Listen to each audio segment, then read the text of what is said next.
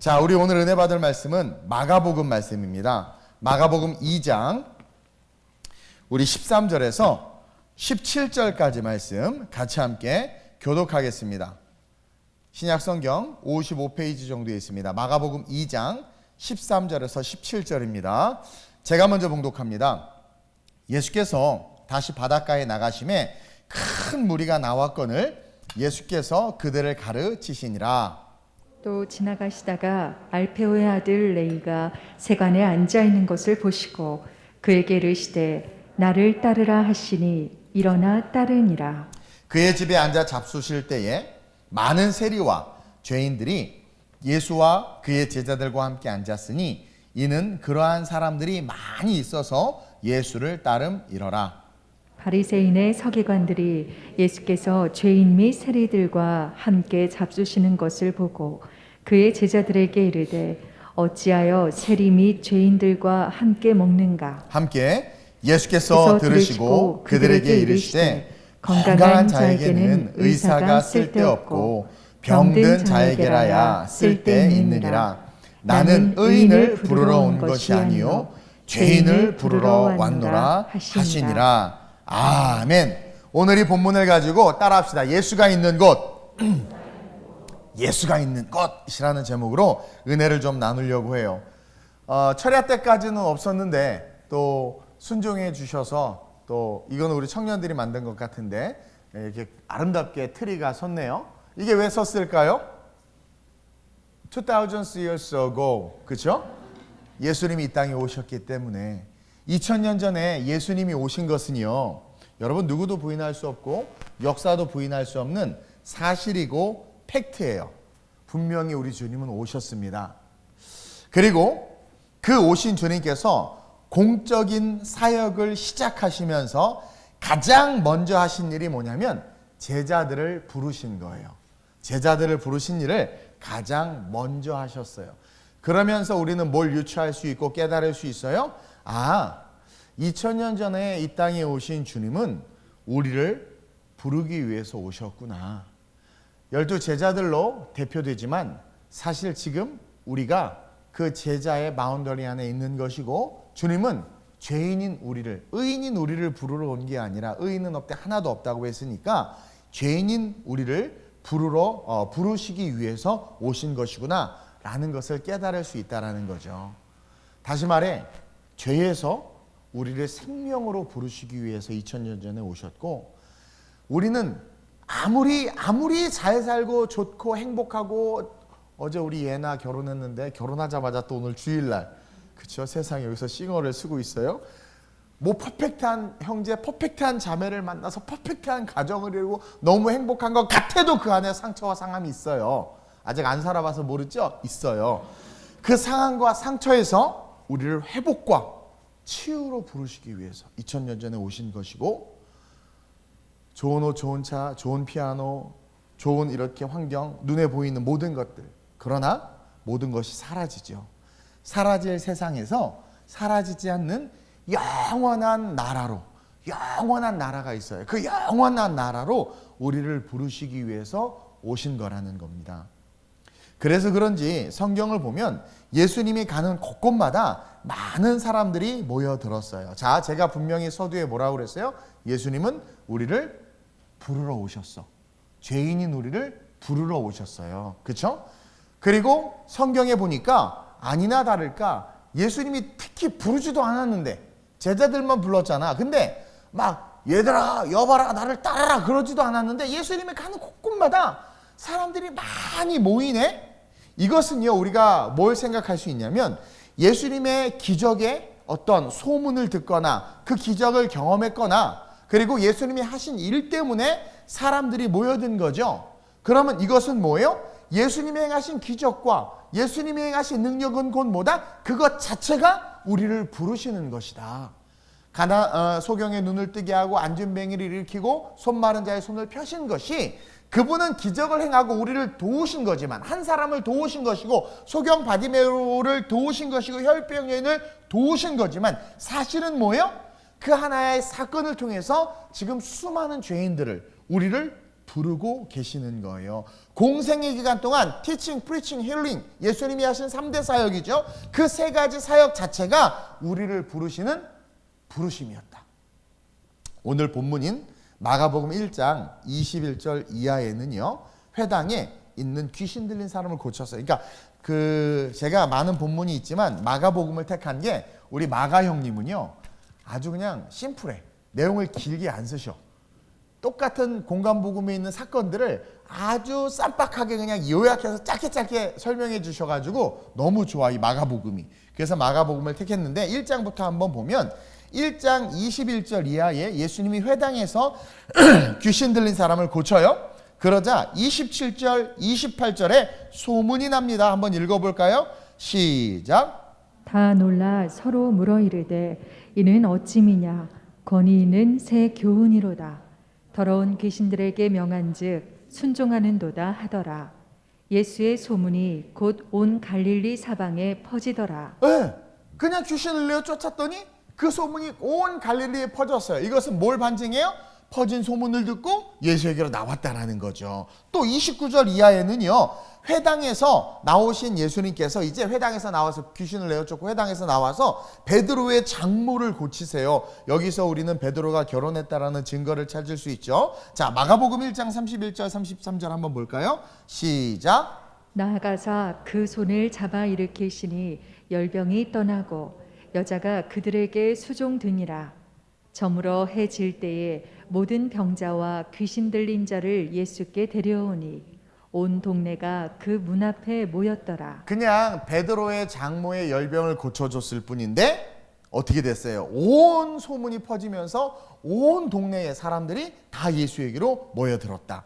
마가복음은 빠르게 예수님의 행적을 전개하고 있죠. 많은 사람들이 예수님에게 모이고 있음을 우리에게 쉽게 보여주고 있어요. 그래서 성경을 보면 항상 많은 사람들이 지금 모이고 있어요. 자, 예수님이 모르셨을까요? 자기가 귀신을 내어 쫓고 병든 자를 치유하면 그 소문이 퍼지고 사람들이 몰려올 것을 몰랐을까요? 바리새인과 사두개인들이 시기하고 질투하고 자기에게 위협과 어떤 박해가 올 것을 모르셨을까요? 그럼에도 불구하고 예수님이 기적과 능력을 행하신 것은 즉 우리로 하여금 우리를 지금 부르고 계신다라는 거예요. 그리고 마가복음에서는 숨기지 않고 그것들을 계속 드러내고 있어요. 마가복음 1장 35절 이하에 한번 볼까요? 37절에서 39절 시작. 만나서 이르되 모든 사람이 주를 찾나이다. 자, 왜 모든 사람이 주를 찾아요? 지금 그냥 성경을 다 볼 수는 없으니까 회당에서부터 예수님이 사역을 시작하면서부터 그 앞절에 어부들을 부르시죠. 16절 1장 16절에 제자들을 부르셨단 말이에요. 그리고 제자들과 함께 21절 이하로 회당에서 귀신을 쫓아내고 많은 사람을 고치고 베드로의 장모를 고치고 나병 환자를 고치고 계속 고쳐요. 그러니까 어떻게 돼요? 그 소문이 퍼지면서 사람들이 모여든다는 거야.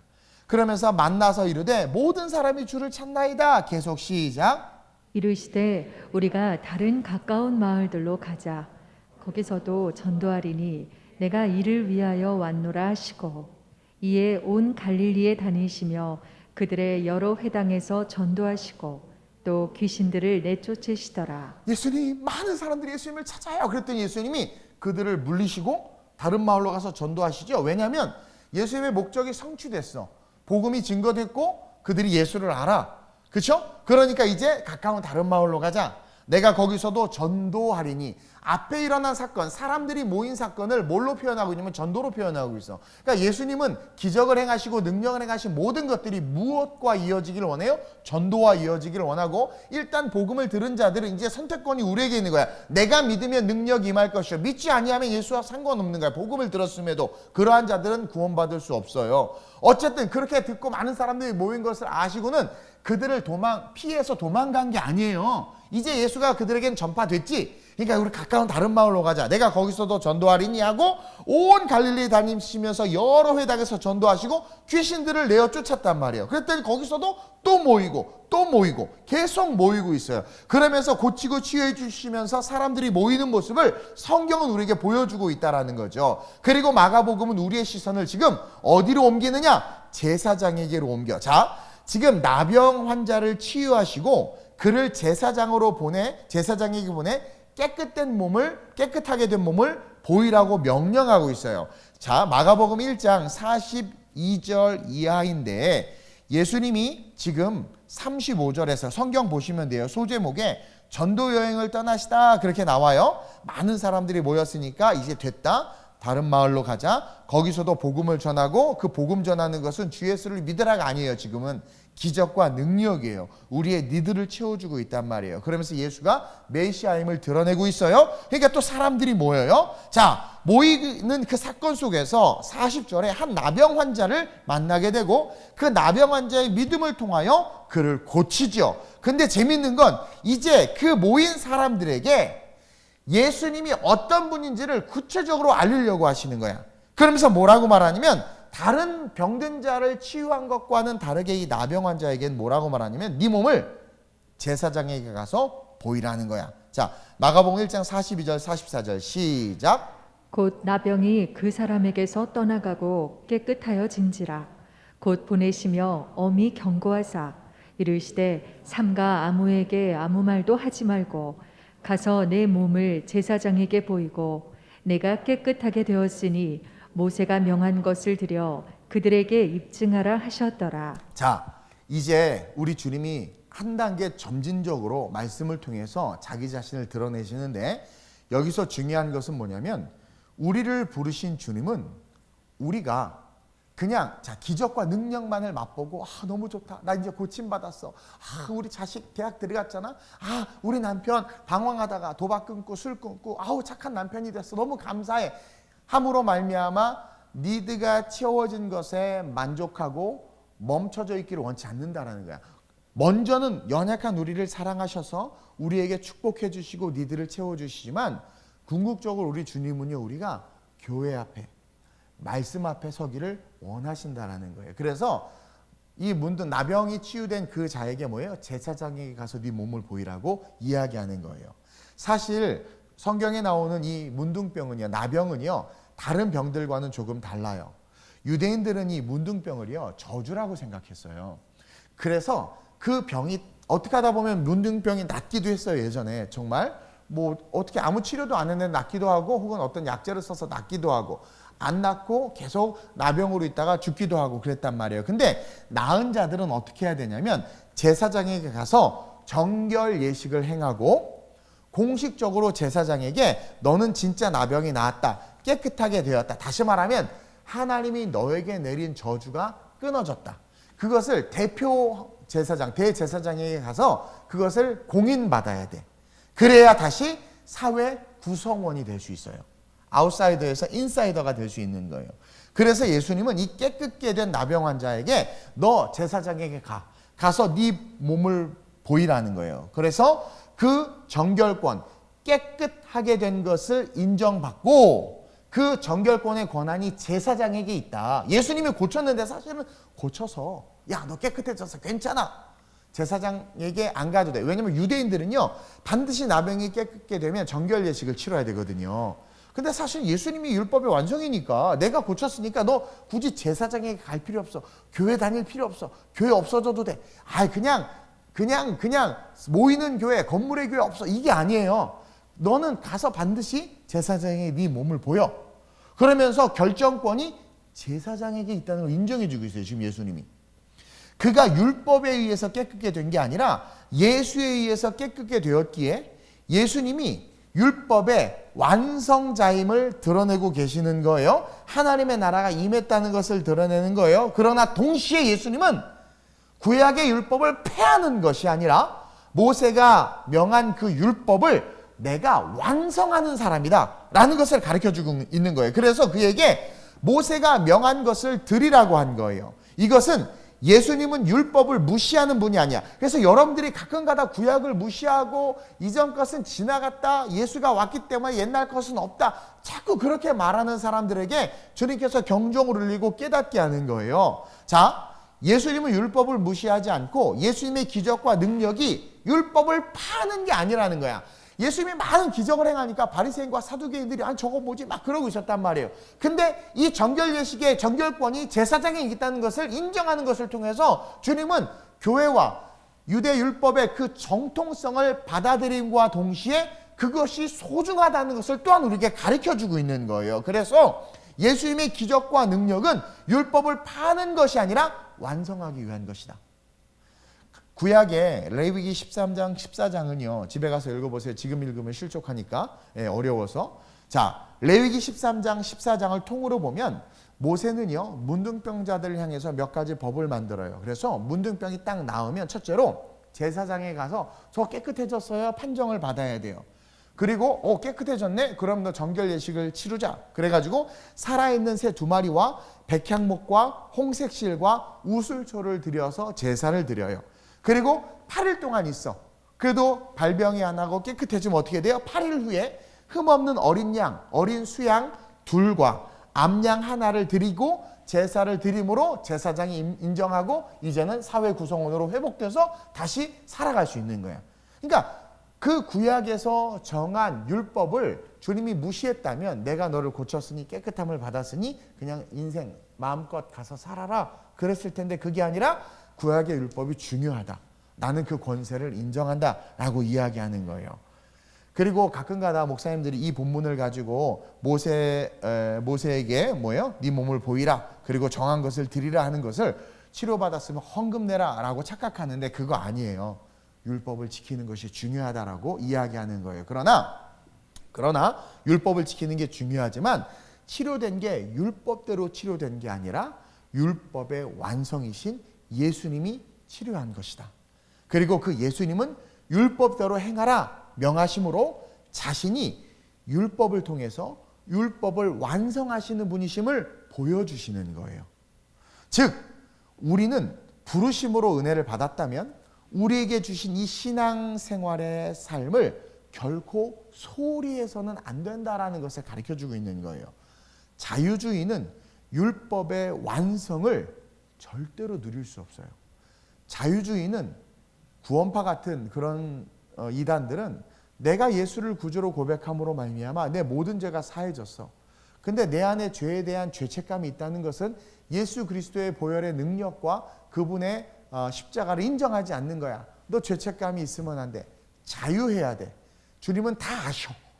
너 주일날 예배 빠지는 것도 이해하셔. 너가 맘대로 사는 거 다 이해하셔.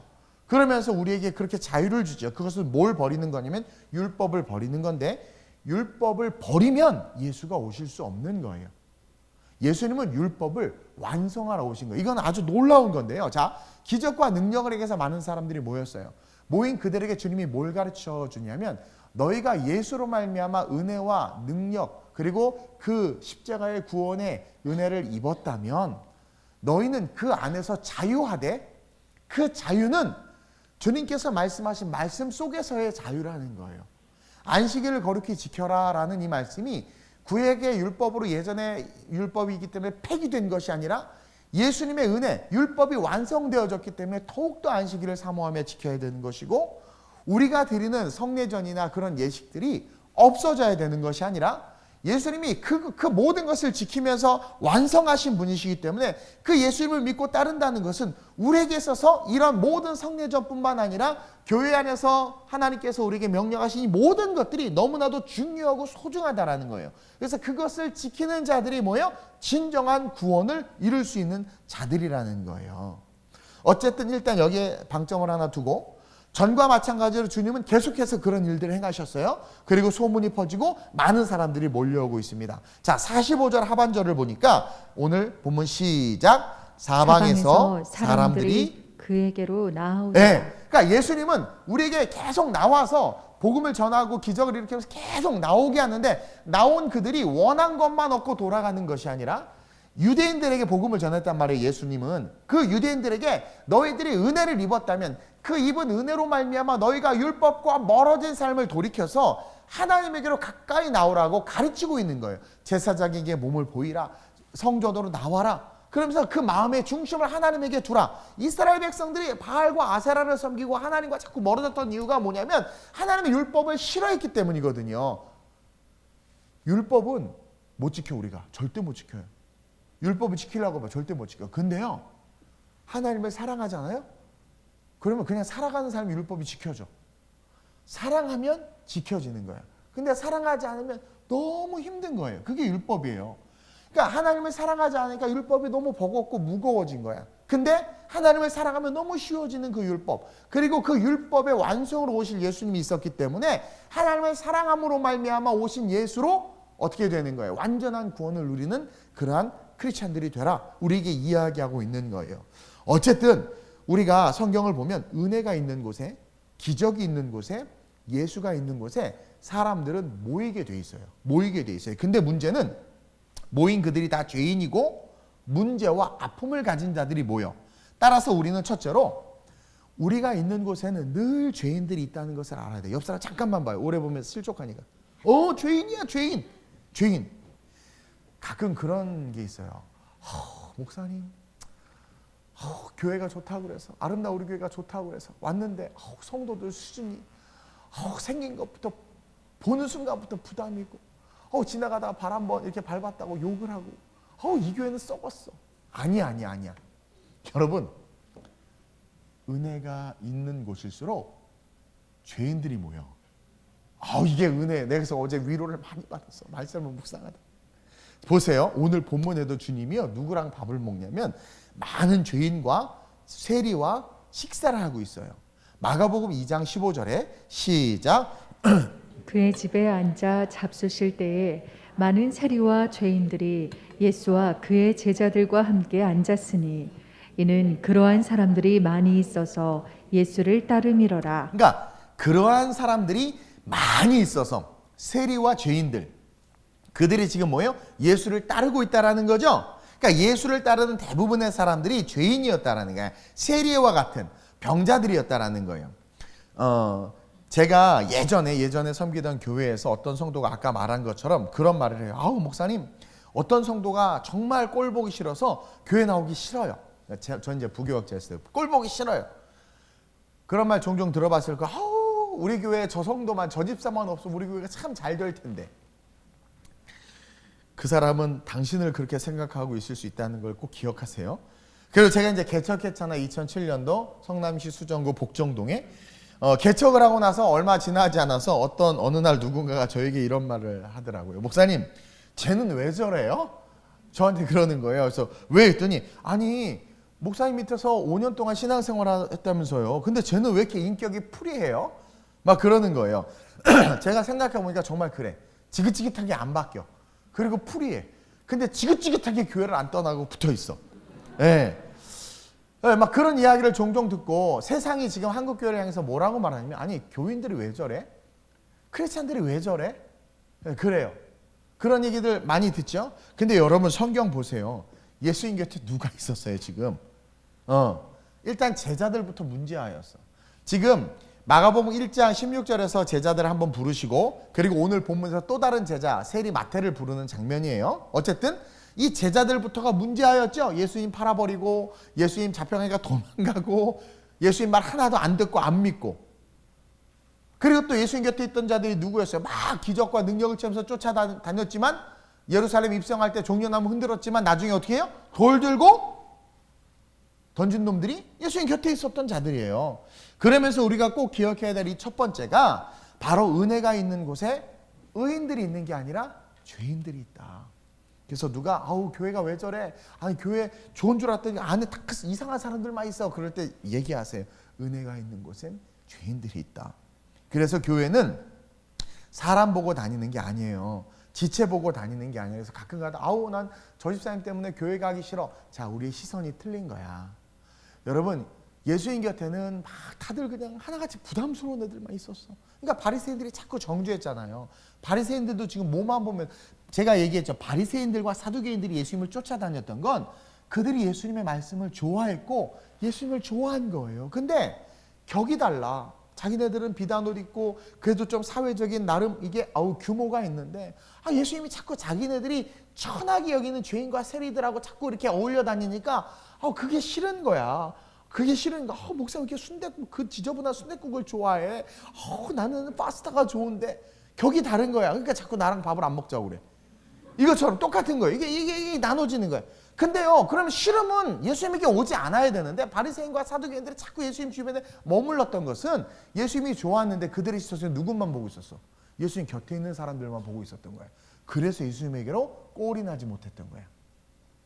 그러니까 여러분들이 기억해야 돼요. 교회는요, 사람 보고 지체 보고 다니는 게 아니에요. 이 교회에 누가 있다. 아우 이 교회 쟤 때문에 싫어. 그것 자체가 시선이 틀린 거야. 교회는 예수님 보고 다니는 거예요. 세상 사람들에게 그거 알려줘야 돼요. 예수님이 우리를 구원하러 오셨고 죄인들을 구원하러 오셨기 때문에 교회 안에는 사실 아픈 사람, 문제 있는 사람, 여러분들이 생각하기에 손가락질 당할 사람들이 있는 게 그게 맞는 거다.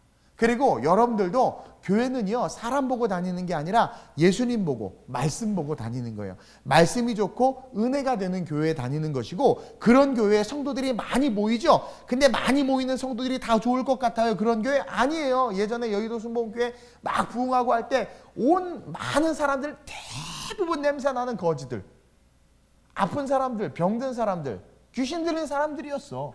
은혜가 있으니까 찾아오는 거야. 사실은 은혜가 필요한데 외식하는 자들은 그 니드가 있지만 저 멀리서 나도 은혜 받고 싶은데 근데 교양이 없어 보이고 막 방언으로 기도하니까 수준이 없어 보이고 나는 방언 안 하는데 갈래. 저긴 좀 아닌 것 같아. 근데 은혜는 거기 있는 것 같아서 마음은 가는데 환경이 자꾸 모래벌판에 가만히 깔고 이 성전은 왜 이렇게 추워 막 그러면서 본질을 못 보는 거예요. 모이는 모든 사람들이 문제 일으키는 거 보면 다 성도들이에요. 근데 주님은 그런 그들과 식사하셨고 그런 그들과 함께 하셨어요. 여러분 은혜가 넘치는 곳에 힘든 사람들이 오게 돼 있어요. 은혜가 있는 곳에 아픔 있는 사람들, 병든 자들이 오게 돼 있어요. 근데 어느 순간 한국교회가 그런 자들을 차단하기 시작했고 받아들이지 않기 시작했고 럭셔리해지기 시작하면서 이상한 모습으로 교회가 변질됐어. 여러분 교회는요 아픈 사람들, 병든 사람들, 두 인격을 가진 사람들, 귀신 들린 사람들, 그런 남편을 5이나 바꾸신 그런 훌륭하신 분들이 오는 곳이 교회예요. 사실은 수준 있으려고 하지 마세요. 수준 있는 척 하려고 하지 마세요. 교회는요 그런 사람들을 위해서 주님이 이 땅에 허락하신 거예요. 그래서 교회와 교회 다니는 성도들을 따라합시다. 너무 아름답게 보지 말자. 그게 나일 수도 있다. 하도 요즘 많이 우울해서 나는 재밌어 보려고 노력하는 건데 죄송합니다 여러분, 별로 안 재밌는 것 같은데. 자 보세요 여러분, 교회는요 인격 좋은 성도가 다니느냐 악한 성도들이 다니느냐에 따라서 좋은 교회다 나쁜 교회다가 아니다. 그렇게 따지면 예수님은 완전 악한 자들과 함께 했으니 악한 목자요 악한 교회 아니겠어요? 바리새인들이 못마땅했던 게 그거였어요. 왜 우리랑 안 놀고 죄인들과 놀지, 이거였던 거거든요. 여러분 교회는 그 성도의 어떤 모습에 의해서 평가되는 게 아니라 교회는 올바른 하나님의 말씀이 있는가 없는가를 봐야 돼요. 오늘날 너무 세련되신 분들이 너무 세련된 옷을 입고 너무 세련되게 앉아서 세련된 설교를 듣는데 설교에 예수가 없어요. 근데 사람들은 그런 교회를 좋은 교회라고 하고 교회 사이즈만 크면 그 교회 담임 목사님은 훌륭한 분이라고 여기고 동네 조그만 교회 개척해서 한 10명 20명 그렇게 목회하면 우리가 이상한 그 목사님들을 하대해. 그리고 능력이 없다고 생각하고 촌스럽다고 생각해. 이것은 절대로 성경적인 시선이 아니야. 근데 한국교회가 우리의 시선을 그렇게 왜곡시켜버렸어. 지금 올바른 말씀이 있는가를 봐야 되는데 왜 죄인들과 세리들이 바리새인들과 서기관들을 따르지 않았을까요? 바리새인과 서기관들이 종교적 지도자였잖아. 근데 왜 바리새인들과 서기관들을 따르지 않았을까요? 죄인들과 세리들이 자기들과 똑같았기 때문이야. 여러분 과부 사정은 과부가 알고 호레비 사정은 호레비가 안다고. 세리와 창기들이 죄인이잖아요. 죄인 사정은 죄인이 알아. 근데 자기네들이 세리야. 남 등쳐먹고 이렇게 이걸 뭘 뽑아 먹는다 그러죠?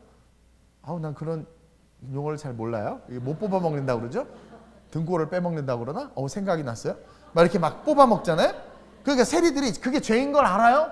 근데 바리새인과 사두개인들에게 가고 싶지. 종교 지도자들이니까 어렸을 때 회당에서 교육 받았는데 근데 보니까 죄인은 죄인들 한다고 쥐들도 빼먹고 있는 거야. 바리새인과 사두개인들도 죄인이었어. 근데 앞에서는 난 죄인 아닙니다 이러고 있으니까 짜증나는 거야. 역겨운 거야. 그래서 사두개인과 바리새인들을 따르지 않았던 거예요. 죄인들은 니드가 있어요. 은혜 받고 싶고 위로 받고 싶어요. 그래서 회당에도 가고 종교 지도자들에게도 찾아갔는데 찾아가 딱 보니까 이거 니깡 하나 아이가 같은 죄인 아니가 이거예요. 그래서 안 갔던 거예요. 근데 예수님이 딱 나타났는데, 종교 지도자로 나타났는데, 은혜 있는 자로 나타났는데, 자기네들을 죄 있다 하지 아니하고 자기네들을 터부시하지. 그러니까 바리새인들이 죄인이 왔더니 야 이 창기야 새야 막 그러는 거였더니 너네 잘해라. 그러고 있어요. 그러니까 다가와도 서로 거부 안 해. 근데 예수님은 죄리와 새들이 오니까 품어주고 안아주는 거야. 근데 가만히 보니까 예수님에게는 죄가 없어. 그러니까 달라.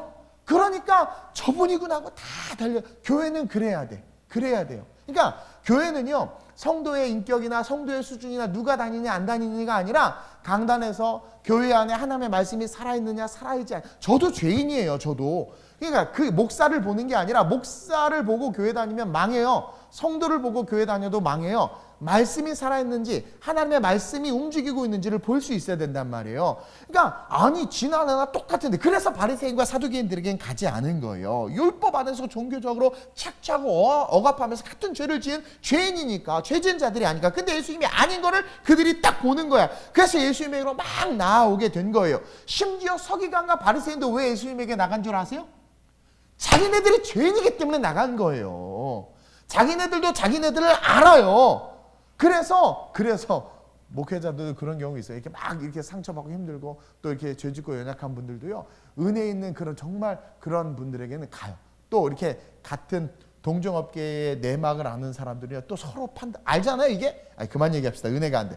어쨌든 중요한 건, 그래서 바리새인과 사두개인들도, 그나마 예수 앞에 나온 바리새인과 사두개인들은 자꾸 예수님을 정죄했지만 사실은 뭐예요? 자기네들이 죄인인 걸 알고 예수의 그 은혜 속에 들어가고 싶었던 거예요. 근데 뭐 때문에 못 들어간 거예요? 체면 때문에. 그놈의 체면. 그 체면 버리시길 주님의 이름으로 축원드려요. 그래서 바울이요, 로마서 5장 20절에 이렇게 말하고 있는 거예요. 시작. 율법이 들어온 것은 범죄를 더하게 하려 함이라. 그러나 죄가 더한 곳에 은혜가 더욱 넘쳤나니. 많이 들어보셨을 거예요. 죄가 더한 곳에 은혜가 더욱 넘쳤나니. 그러면서 은혜를 더 받고 싶어서 죄를 더 지어라, 이게 아니라 뭐 이런 설교 많이 들었을 거예요. 근데 다시 한번 정확하게 이야기하면, 이 이야기는 뭐냐면, 율법으로 우리는 우리의 죄를 알아요. 율법이 딱딱 있으니까 죄를 알아. 이제는 우회전할 때, 도로교통법이 바뀌어서 대한민국 우회전할 때, 미국은 무조건 교차로에서 스탑 일단 서야 돼. 안 쓰면 벌금이에요. 그렇죠. 이제 우회전할 때 일단 한번 서야 돼. 이제 한국도. 그리고 가야 돼. 이게 법이야. 근데 이걸 알면 어떻게 돼요? 내가 쑥 지나간 게 어머 나 죄 졌네를 아는 거야.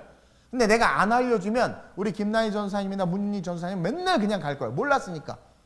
근데 율법을 알면 아 이게 죄구나라는 것을 아는 거예요.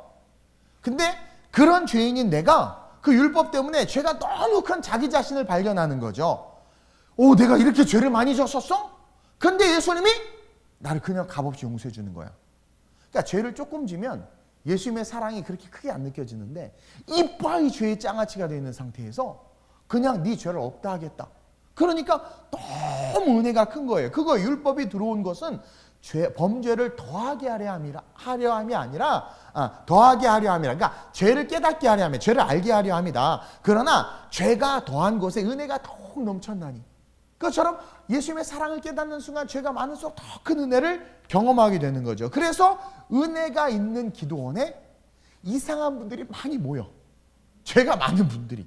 그래서 저도 기도원을 예전에 많이 올라갔어요. 문제가 있고 연초에 꼭 올라가고 신년에 꼭 올라가고 그랬는데, 가면은 막 진짜 귀신 들린 사람도 있고 막 이상한 사람들도 있고, 목사님 설교하는데 방해돼 메가 막 이런 분들도 있고 막 심히 부담스러워서 저런 사람 쫓아내야 되는 거 아니야. 나도 그랬다니까요. 그리고 제가 옛날에 그랬지, 예수 전당 불신족 이렇게 막 전도하는 사람 보면 창피해가지고 저 사람들 때문에 전도가 안 돼. 예수 전당, 저 사람 좀 인격이 부족하고 소양이 없고 학교를 안 다니고 그랬나 봐. 왜 저게 복음을 회파하는 건지 왜 모르지. 그러면서 내가 얼마나 정죄했는 줄 몰라요. 아니에요. 은혜가 큰 거야. 그래가지고 자기의 은혜 속에서 그렇게 하는 거예요. 그러니까 우리 교회 은혜가 없었으면 좋겠죠. 이상한 사람 안 왔으면 좋겠죠. 따라합시다. 내가 이상한 사람이다. 이게요, 은혜가 넘쳐서 그래서 많은 상하고 아픈 신명들이 몰려와야 돼. 그래서 그런 은혜가 있는 기도원에 이상한 분들이 많은 거고요. 말씀이 좋고 은혜가 넘치는 교회에 부흥이 일어나지만, 정작 그 부흥이 일어나서 많은 성도로 모인 그 교회 성도의 구성원들이 보면 하나같이 연약해. 연약함이 많아요. 큰 교회들이 대부분 그래요.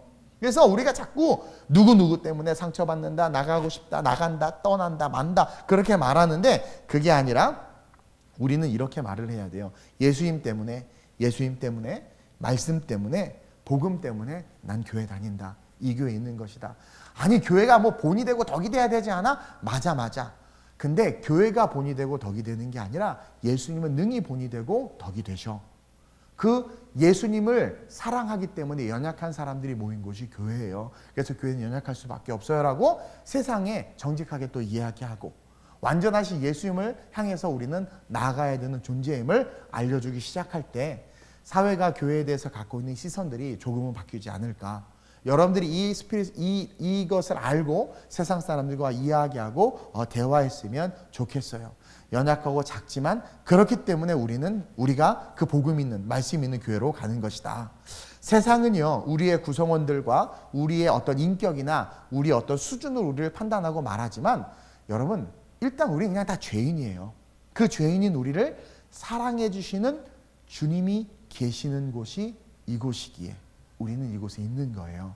따라서 누가 뭐라고 하든 우리는 주님만 보고 교회를 섬기고 주님만 보고 신앙을 지키며 주님만 보고 옆 사람이 이상하고 귀신 들리고 창기이고 세리여도 같이 손잡고 걸어가야 되는 이게 쉽지는 않지만 그렇게 돼야 된다는 거죠. 그래서 우리 주님은 항상 죄인들과 함께 했다는 것을 주님이 계신 곳에는 항상 죄인들이 있다는 것을 꼭 기억하고 여러분들의 사랑이 좀 더 넓어지고 좀 더 커졌으면 좋겠어요. 성도 간의 사랑도 마찬가지고. 그러면서 둘째로 꼭 기억해야 되는 게 뭐냐면 시작.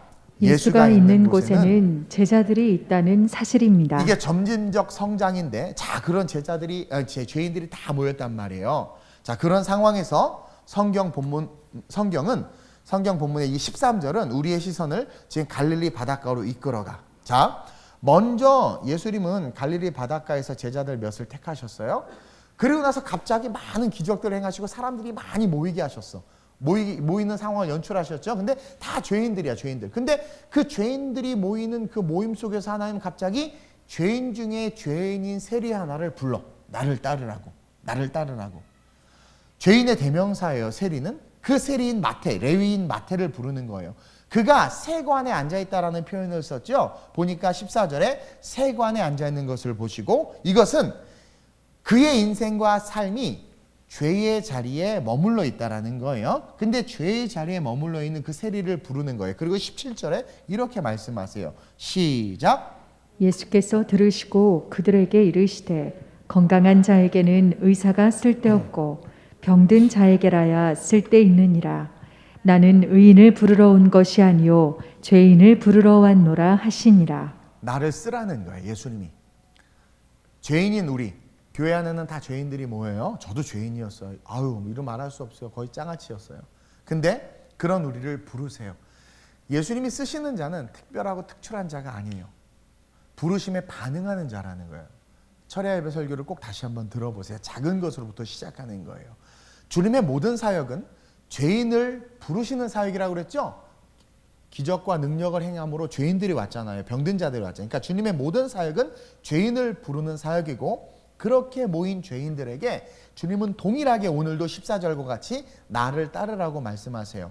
우리가 부족하다고 여기고 판단하고 생각하는 그 어떤 사람이 우리의 생각과는 전혀 다르게 결단하고 예수를 나의 목적을 위해서가 아니라 예수님의 목적을 위해서 따르기 시작할 때, 그러니까 예수님을 나의 목적을 위해서 예수님을 따르는 게 아니라 그러니까 내 병을 치유하고 내가 잘 되기 위해 예수님을 따르는 것이 아니라 우리가 생각하기에 아니 저런 별 볼 없는 것이, 근데 갑자기 이 사람이 어느 날 나의 목적이 아니라 예수님의 목적을 위해서 자기가 예수님을 따르기로 결단할 때 그 죄인이 주님의 제자로 사도로 세워지고 쓰임받을 수 있다는 것을 지금 성경 우리에게 이야기해 주고 있어요. 뭐 많잖아요. 짧게 그냥 이야기하자면 7 귀신 들린 여인, 창녀 마리아. 여러분들 사회에서는 여러분들이 사귀고 싶어 하지 않는 사람일 뿐만 아니라 좋은 글씨가 새겨진 자, 용납할 수 없는 자인데 십자가 밑에 있었고 끝까지 예수와 함께 했고 예수에게 수종들던 자들로 세움바 됐다라는 거예요. 여러분들이 이것을 받아들이지 못하면 여러분들은 바리새인과 사두개인들인 거야. 예수 좋아하고 예배는 드리지만 바리새인들처럼 교회 안에 어떤 사람이 왔을 때 정죄해. 어떤 사람이 왔을 때 쟤는 왜 저래? 판단해. 그럼 여러분들은 서기관과 바리새인들인 거예요. 주님은요, 어떠한 자든 그가 주님이 나를 따르라고 했을 때 나를 위한 예수가 아니라 그래? 예수를 위한 내 삶이 되어야지 하고 발을 내딛는 그 순간, 오늘 세리마태가 그랬고 삭개오가 그랬던 것처럼 그 자들은 이제 제자로 사도로 세워진다라는 거야. 우리의 상식과 이성과 도덕을 벗어난 자들을 주님은 제자로 세우셨어. 우리 이성과 상식과 도덕을 벗어난 자들, 그들을 사용하셨어. 그리고 심지어 그들을 지도자로 세웠어. 그들을 변화시키고 능력을 드러냈다라는 거예요. 중요한 것은 그렇게 변화된 자들의 특징이요, 이제 나를 위해서 예수께 나오는 게 아니라 예수를 위해서 예수에게로 나아가기를 결단하는 자들이었다라는 거예요. 그래서 정말 죄인들이 모여서 은혜를 받으면, 정말 은혜를 받은 자들은 이제 어떻게 돼요? 주를 위해서 살겠다고 고백을 해. 제가 대표적인, 저도 그런 사람이에요. 주를 이용했어요. 나를 위해서 주여 주여 하고 주님만을 붙잡았어요. 어렵고 힘든 시절을 보냈기 때문에. 그러다가 인격적으로 예수님을 딱 만나고 그분이 나를 정말 사랑한다는 걸 경험하는 그 순간 더 이상 달라는 기도를 못하겠어. 전에도 한번 간증했지만 제가 신학교를 다니는데 등록금이 없는 거예요. 너무 슬퍼가지고 제가 트와일라이트 존을 바라보면서 울었어. 울면서 기도를 하는데 주님 등록금 주세요. 이 말을 못하겠는 거야. 받은 은혜가 너무나 크니까. 그래서 박스나 주셔야 되겠다. 저 랑콤 공장 가서 박스 날랐다니까요. 내가 박스라도 날라야 되겠다. 오케이 캐시백 쿠폰이라도 모아야 되겠다. 막. 옛날 한때 그런 거 있었죠. 여러분, 복음이 들어가면 건강하게 살고 긍정의 생각을 하게 되고 비관하고 비난하는 것이 아니라 살 길을 찾게 돼요. 살 길을 찾게 돼요. 그러나 복음이 있다고 말하지만 자꾸 비난, 비평, 불평을 하고 뭔가 낙담과 우울함, 센티멘탈에 빠져서 이런 것들은, 이런 분들은요, 복음이 없어요. 병든 거예요. 진짜 바리새인과 사두개인들인 거예요. 정말 은혜가 실제가 되면 내가 원하는 것을 달라는 기도를 못해요. 이게 진짜예요. 근데 여러분도 엄청 잘하죠. 삶과 주님의 위로가 있길 주님의 이름으로 축원드려요. 그런 사람, 모세 보세요. 모세, 네 신을 벗으라. 권리 포기했죠. 아브라함, 본토 친척 아비 집을 떠나. 그러니까 주님이 아무것도 안 해줬어, 아브라함에게. 근데 그 사랑이 경험되어지고 나에게 다가온 신이야. 어머나 세상에, 신이 나에게 다가왔어. 이게 얼마나 큰 은혜야. 수많은 우상들을 깎아 팔았는데도 그 어떤 우상도 아브라함아 말 한마디도 안 건넸는데, 그러니까 나를 아시고 나를 부르셨어? 다 버리고 생명 거는 거, 시족사회에서 여러분 공동체를 떠난다는 건 목숨 거는 거거든요. 떠났어. 그거 이제 나를 부르시고 나를 구원하시고 나를 사랑하시는 그분을 위해서 내 시간, 물질, 삶, 인생 드리리라. 그래서 제가요, 제 헌금한 바구니에 제 머리가 커서 잘 안 들어가긴 했지만 머리를 집어넣고 그리고 제 인생을 하나님 앞에 올인하는 거 드린 거예요. 그러한 자들이 이 죄인 속에 있고, 이 죄인 속에 있는 그러한 자들 주님은 부르셔서 이 나라 이 민족을 뛰어넘어 열방을 변화시키길 원하신다라는 거죠. 저는 저와 여러분이 우리의 목적을 위해 예수님 앞에 나오고 예수님을 따르는 것을 뛰어넘었으면 좋겠어요. 이미 우리는 구원받았어요. 좋은 아파트에서 살다 죽어도 천국 가고 안 좋은 아파트에서 살다 죽어도 천국 가요. 그놈의 아파트에 목숨 걸다가 우리에게 주신 80년을 허비하는 것이 아니라 어디 살든 사는 것이 삶의 프라이머리티가 되는 게 아니라 뭐예요? 내가 살아가는 삶의 우선순위가 예수가 돼서 좋은 아파트에 살든 안 좋은 아파트에 살든 내 삶의 중심 예수를 섬기고 예수를 예배하고 예수를 높이는 것, 거기에 우선순위를 두는 거죠. 그래서 저와 여러분들이 우리의 목적을 위해서 예수 앞에 나오고 예수를 따르는 것을 뛰어넘어서 예수를 위해서, 예수님의 목적을 위해서 예수님에게로 나아가는 자들이 되길 주님의 이름으로 축원드립니다. 그래야 돼요. 정말 그래야 돼요. 그래야 한국교회가 갱신되는 거예요. 한국교회 갱신하죠. 갱신 안 돼요. 그게 갱신돼야 돼. 그분을 위해서, 그분을 향해서 나가는 삶의 태도들을 가져야 된다는 거예요. 주님의 부르심은 죄인이라면 누구에게나 있어요. 그러니까 주님이 나를 따르라. 죄인이라면 누구에게나 있는 거야. 나를 따르라. 그러나 이제 자기를 넘어야 돼. 나를 따르라라는 그 말에 순종하기 위해서 나를 넘어야 돼. 나를 넘어서 한계 너머에 계신 그 주님, 나를 넘어서 주님을 위한 부르심으로 달려갈 때 오늘 이 자리에 있는 여러분들은 상상하지 못하는 은밀한 성장과 겨자씨가 자람과 같이 함께 놀라운 삶으로 하나님의 사명을 감당하는 아름다운 진짜 제자이자 진짜 사도로 서게 될 줄로 믿습니다. 한국교회에 그런 성도들이 필요해요. 그리고 여러분들의 자녀들이 엄마 나는 할 줄 아는 게 없어. 나 왜 이렇게 태어났어? 나는 왜 엄마의 딸이고 엄마의 아들일까? 그런 말을 하면 분명히 가르쳐 주세요. 너를 향하면 놀라운 계획이 있다. 너를 향해서 다가오신 주님을 향해서 네가 주님에게로 들어가면 네가 생각하는 것과는 다른 놀라운 삶이 펼쳐진다라는 것을 통해서 아이들에게 꿈을 심어줘야 되고 비전을 심어줘야 되고 한국 교회 안에 정말 주님의 목적으로 해서 일어나는 성도들이 일어남으로 말미암아 다시 한번 리바이벌 되는 역사가 저는 지금 필요하다라고 믿습니다. 그래서 우리 교회 성도들이 그랬으면 좋겠어요. 눈에 보이는 성도들 어떻다 저떻다 판단하지 마세요. 다 죄인이에요.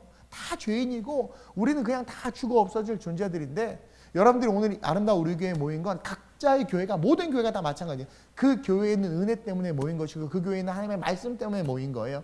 그 말씀 때문에 모인 우리 그런 우리 피차 죄인지만 서로 사랑하고 그 모인 우리가 이제 어떻게 돼야 돼요?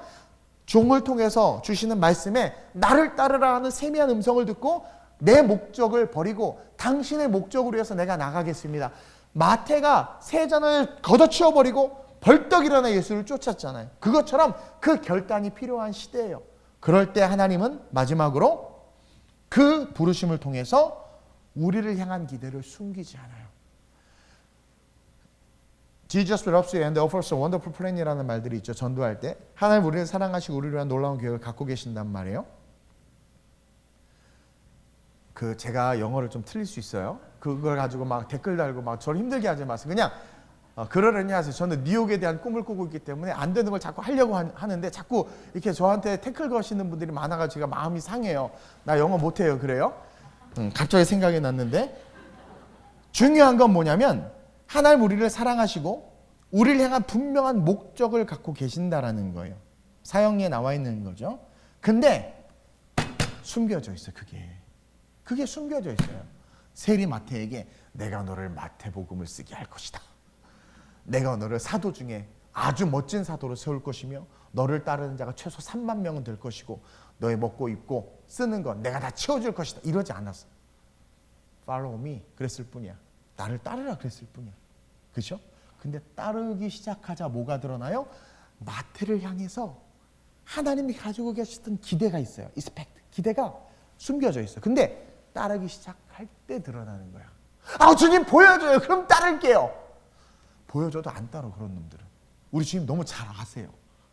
따르는 건 은혜를 받아. 여러분 그 자발적 순종 알죠? 은혜를 받은 막 누가 시키지 않아도 막 어떤 분이 은혜를 막 받았더니 막 그날 앞에 그 집 문을 쓰고 아니 왜 그래요? 그냥 제가 뭐라도 하고 싶었어요. 은혜 받으면 그렇게 돼. 은혜 받으면. 그래서 은혜를 받으면 막 주야 막. 진짜 은혜를 받으면은요 알려주세요. 그럼 할게요. 언제 알려주시지 않고 왜 그러세요? 막 이러지 않는단 말이에요. 그래서 정말 은혜를 딱 봐 나를 따르라 하고 해서 정말 따르려고 결단하고 발걸음을 딱 내딛는 그 순간 우리 주님은 이제 얘 나를 따르네? 내가 너를 향한 사실 이런 기대가 있었어. 이제 숨기지 않을 거고 이렇게 보여주는 거예요. 그러면서 그게 뭐예요? 비전, 사명으로 다가오는 거예요. 그것은 또 다른 차원의 은혜인 거예요. 그래서 눈물이 나면서 주님이 나를 이렇게 생각하셨어. 어머 이렇게 사랑하셨어. 그러면서 주님만 보며 걸어가리 저 거친 산도 나를 막지 못하리. 가는 거예요. 근데 맨날 나는 왜 태어났을까? 엄마 장난, 아빠 실수로 태어났나? 나는 왜 태어났을까? 이러려고 태어났나? 난 죽어야 돼. 왜 그런 줄 아세요? 그렇게 생각하는 것은 진짜 주님을 따르지 못해서 그러니까 여러분 믿음으로 그냥 주님을 따라보세요. 저는 번지점은 죽어도 못해요. 저는 그 줄에 제 생명 의지하잖아요. 그러나 예수님이 부르시는 곳이라면 끝없이도 뛰어들어. 저와 여러분들이 그런 기대가 있었으면 좋겠어요. 세리 마태를 향해서 나를 따르라. 저는 이 14절을 읽고 너무나 은혜를 받았어요. 지나가시다가 이미 제자들이 있었는데도 불구하고 죄인들 구덩이 속에서 알페오의 아들 레위가 세관에 앉아있는 것을 죄의 자리에 앉아있는 것을 보시고 그에게 이르시되 나를 따르라. 거기에 제가 있었던 거예요. 나를 따르라.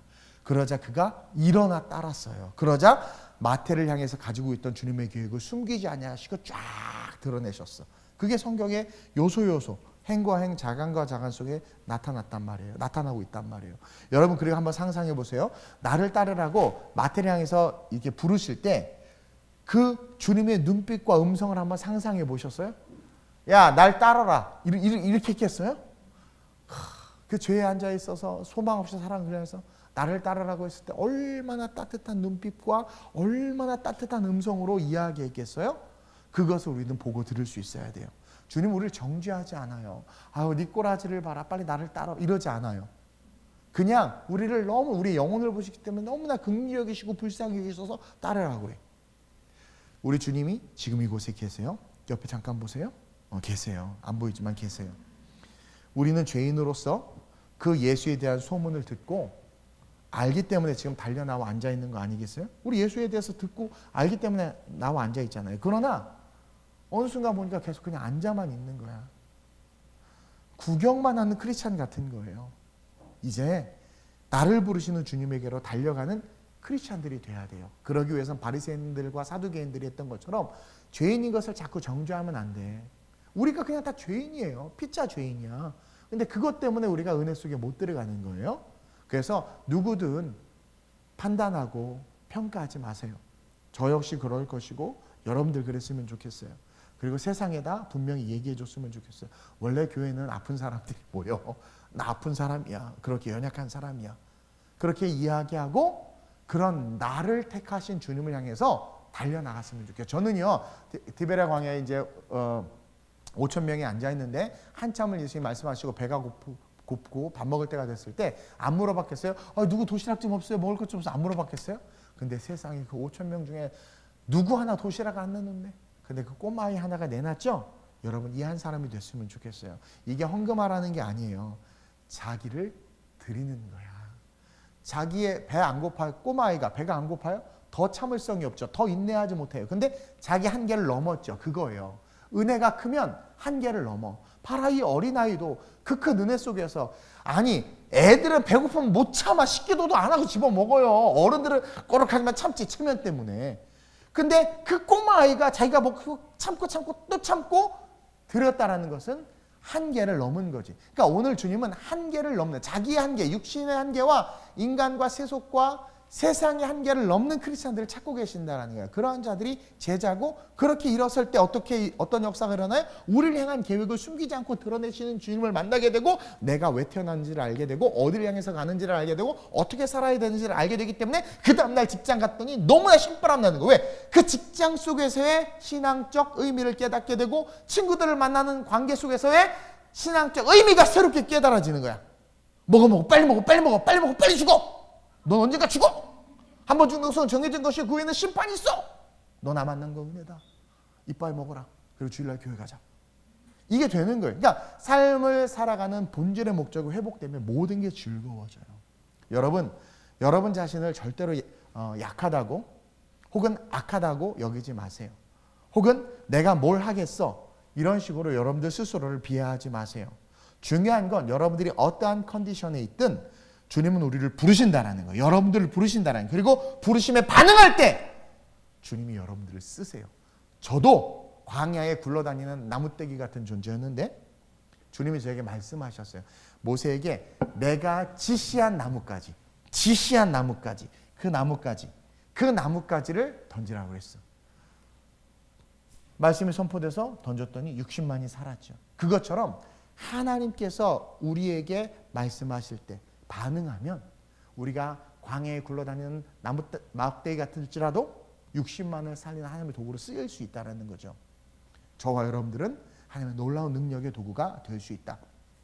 그것을 기억하면서 이 세상에서 무너지지 않는 자들로 일어섰으면 좋겠어요.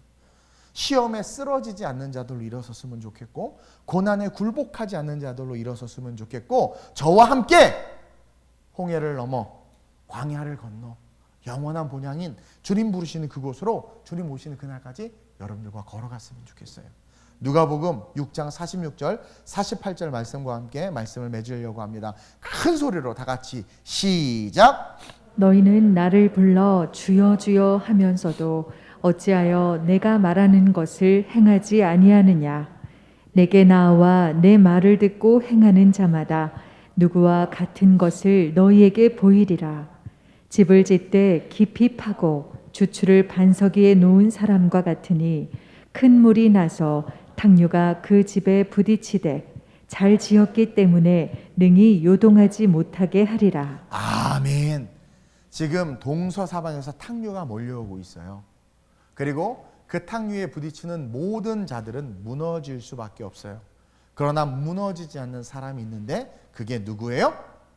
주여 주여 하면서도 행하지 아니하는 자가 아니라 주여 주여 하고 행하는 자. 나를 불러 주여 주여 하면서도 어찌하여 내가 말하는 것을 행하지 아니하느냐.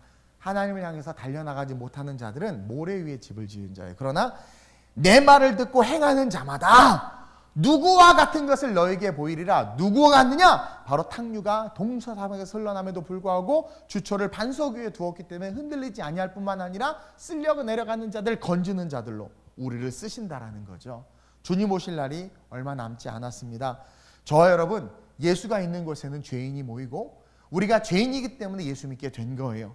그 예수가 모인 우리의 삶에 오신 그 주님은 우리를 지금 부르고 계시고 그 부르심, 나의 한계를 넘어 그분에게로 달려가는 그 순간 우리를 향한 하나님의 계획을 알게 되고 그 계획이 알게 되어지는 그 순간 우리는 주초를 반석 위에 둠과 같이 이 시대의 소망과 희망이 될 수 있음을 믿습니다. 한국교회가 다시 일어날 수 있기를 위해서 기도합시다. 우리의 신앙이 다시 회복될 수 있기 위해서 이 시간 한번 기도합시다. 그리고 지체들 절대로 하나님 내가 판단하고 정죄하지 않게 해주세요. 저는요, 제가 표현은 못할지라도 모두를 사랑하고 저와 함께하든 함께하지 않든 그 영혼들을 위해서 중보하고 축복합니다.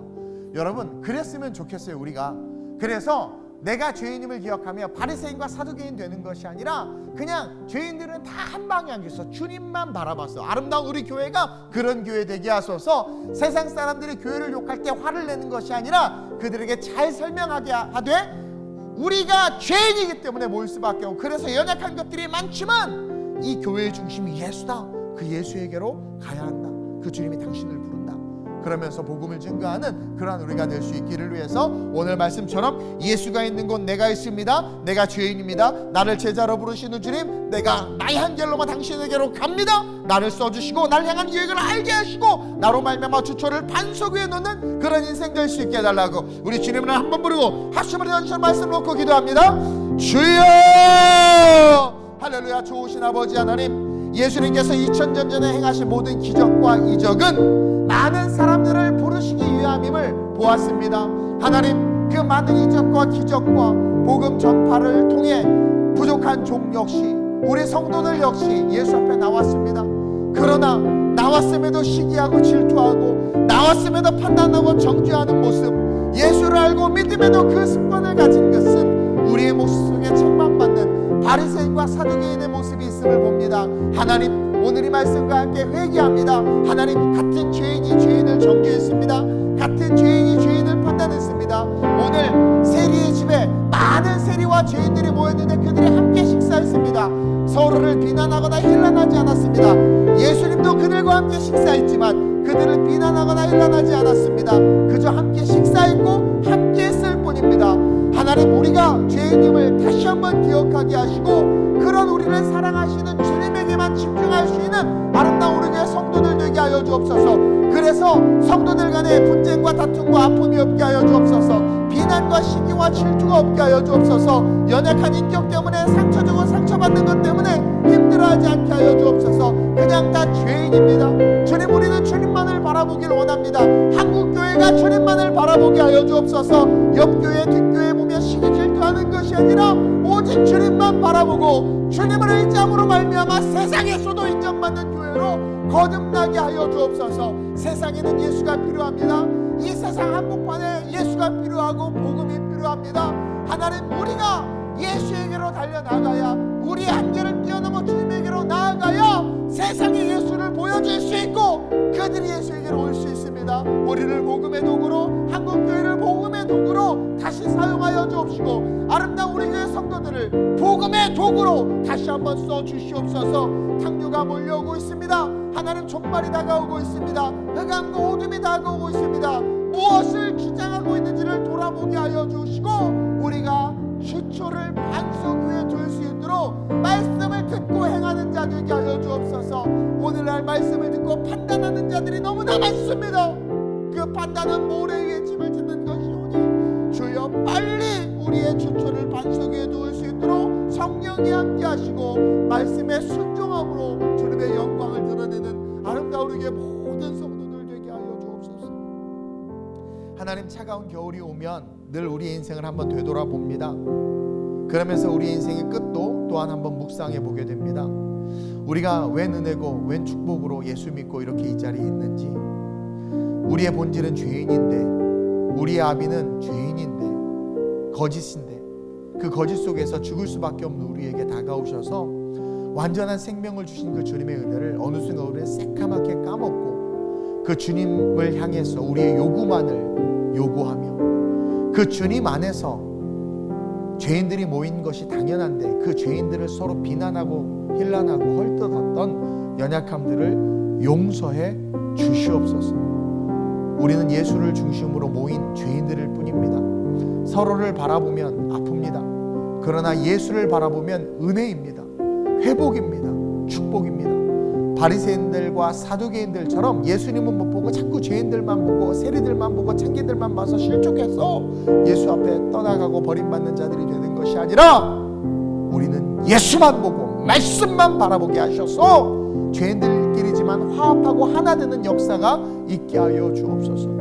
그리고 우리를 나를 따르라고 부르시는 그 주님, 죄인의 단계에서 우리를 제자와 사도의 단계로 세우시고 싶으시고 우리를 향한 계획을 갖고 계시기에 그것을 보여주고 싶으셔서 나를 따르라고, 말씀대로 행하라고, 주초를 반석 위에 두라고, 탕류가 몰려올 것이기에 너희가 내 사명을 받아 영혼들을 구원하는 자들이 되라고 우리에게 오늘 말씀하심을 다시 한번 들었사오니 깨닫고 깨어나게 하셔서 한국교회와 아름다운 우리 교회, 우리 성도들이 다시 한번 행함 있는 믿음으로 우리 한계를 뛰어넘어 예수에게로 달려나가 내 주변에 내 이웃의 죽은 자들을 구원하며 죽어가는 자들을 구원하며 영혼을 살리는 그 일 가운데 쓰임받게 하여 주옵소서. 마라에 던져진 나뭇가지 하나, 나뭇가지 가치도 없고 초라한 거지만 하나님이 지명하셨고 지명하신 그 나뭇가지가 능력을 드러내는 것을 기억하며 우리를 지명하시며 나를 따르라 말씀하실 때 우리의 자리를 박차고 일어나 주님을 따름으로 말미암아 사람을 살리는 삶을 사는 교회요 성도들 되게 하여 주시옵소서. 비본질에 우리의 시선을 빼앗아가는 악한 진들을 파하여 주시고 오직 본질, 오직 예수, 오직 십자가, 오직 성령, 오직 말씀에만 집중하게 하셔서 쓸데없는 인격과 도덕을 논하는 것이 아니라 예수의 사랑에 함몰되어져서 그 사랑으로 말미암아 변화돼 세상을 품을 수 있는 그레이트한 크리스찬들이 우리 될 수 있도록 주여 도와 주시옵소서. 감사함을 드리며 예수님의 이름으로 축복하며 기도드립니다. 아멘.